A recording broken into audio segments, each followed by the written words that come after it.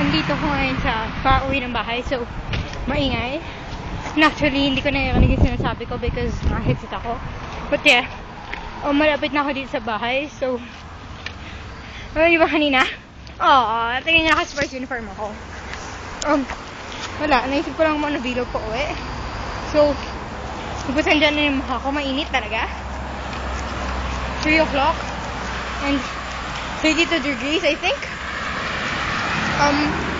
So, pawisan. Nag-try out ako para sa, inter-school basketball. And sana talaga mapasok ako.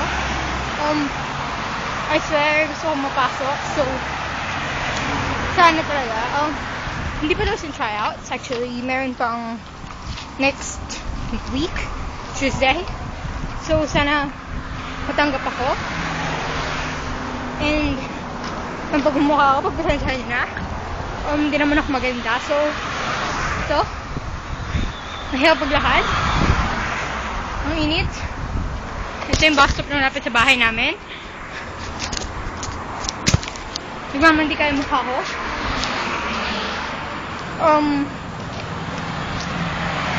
Wala.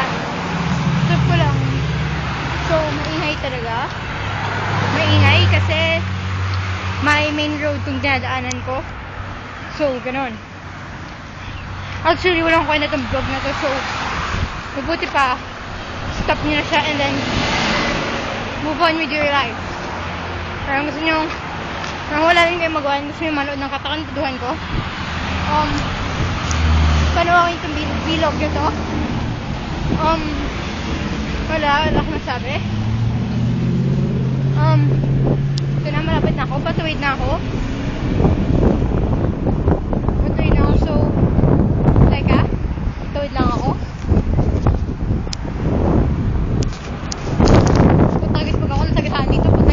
Wala pang pedestrian right?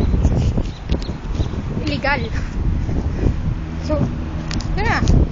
Grabe ako sa bahay mga 3 minutes. Doon na ako.